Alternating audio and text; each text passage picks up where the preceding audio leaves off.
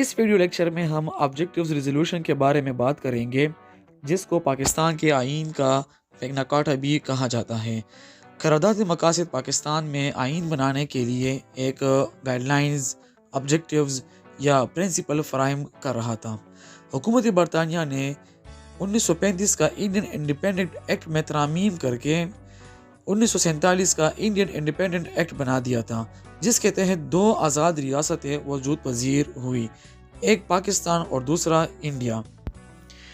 Objective resolution میں جو اصول بیان ہو چکے تھے، اس کی روح سے پاکستان ایک ایسا ملک ہوگا جس میں اسلام کے بیان کردہ اصولوں کے مطابق جمہوریت، آزادی، مساوات، برداشت اور سماجی انصاف مکمل طور پر رائج ہوں گے۔ پاکستان کی آئین سازی کی تاریخ میں قرارداد مقاصد ایک بنیادی دستاویز کی حیثیت رکھتی ہے۔ پاکستان کے پہلے وزیر اعظم لیاقت علی خان نے آبجیکٹیو ریزولوشن کو 7 مارچ 1949 کو اسمبلی میں پیش کیا، جو 12 مارچ 1949 کو منظور ہوا۔ اس میں اسلام کو پاکستان کے آئین کی نظریاتی اساس قرار دیا گیا تھا۔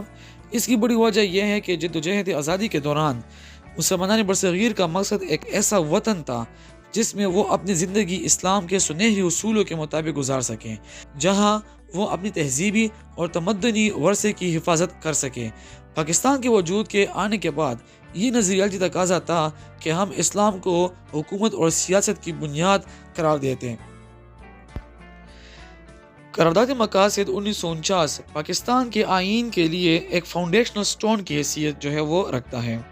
قرارداد مقاصد 1949 میں اس بات کی وضاحت کر دی گئی کہ ساری کائنات کا مالک خداوند تعالی ہے۔ پاکستان کے عوام اختیارات کو اللہ تعالیٰ کی مقرر کردہ حدود میں رہ کر بطور ایک مقدس امانت جو ہے وہ استعمال کریں گے۔ اس کے علاوہ یہ بات بھی اس میں ہو چکی تھی کہ ریاست اپنی اختیارات کا استعمال عوام کے منتخب نمائندوں کے ذریعے کریں گے۔ ملک میں جمہوریت، آزادی، مساوات اور معاشرتی انصاف کی اسلامی اقدار کو فروغ دیا جائے گا۔ ملک میں مسلمانوں کی اسلامی تعلیمات کے مطابق زندگیاں گزارنے کے لیے بہتر اور مناسب ماحول فراہم کیا جائے گا۔ قرارداد مقاصد میں اللہ تعالیٰ کی حکیمیت اعلیٰ کو پہچانا گیا۔ سب سے اہم بات یہ تھی کہ قرارداد اسلامی تصورات کی بنیاد پر آئین سازی میں بہت سازگار تھی۔ اس میں یہ واضح کر دیا گیا تھا کہ تمام اختیارات اللہ کے احکامات کے مطابق استعمال کیے جائیں گے۔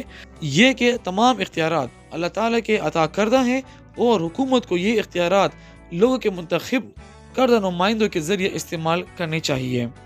اس قرارداد میں یہ بات واضح لکھی گئی تھی کہ اقلیتوں کو پوری آزادی ہوگی کہ وہ اپنے مذہب اور ثقافت کے مطابق زندگی گزاریں۔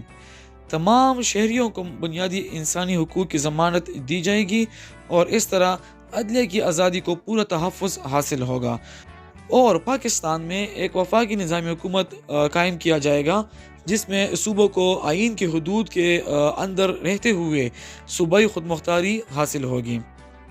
اس قرارداد میں فنڈامنٹل رائٹس بھی بیان ہو چکے تھے کہ ہر ایک فرد کو جو ہے ایک ایکول سٹیٹس دیا جائے گا، اور ہر ایک فرد کو جو ہے وہ فریڈم آف تھاٹ ہوگا، ایکسپریشن ہوگا، بیلیف ہوگا، جو مذہب وہ اختیار کرنا چاہے اس کو آزادی ہوگی۔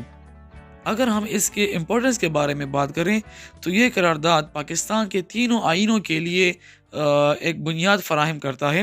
کئی دہائیاں گزرنے کے باوجود بھی اگر ہم دیکھیں تو یہ قرارداد مقاصد تینوں آئینوں یعنی 1956، 1962 اور 1973 میں بدستور اس قرارداد کو جو ہے ایک پریمبل کے طور پر شامل کر دیا گیا ہے،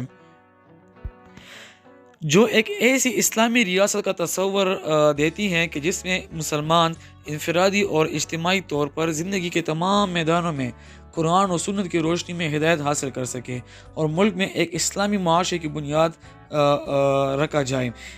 ایک ایسا معاشرہ ہو جس میں جمہوریت، آزادی، مساوات اور سماجی انصاف قائم ہو۔ تو یہ اسی آبجیکٹیو ریزولوشن کا مقصد تھا جو لیاقت علی خان نے 12 مارچ 1949 کو اسمبلی سے منظور کروایا تھا۔ Thank you so much for watching.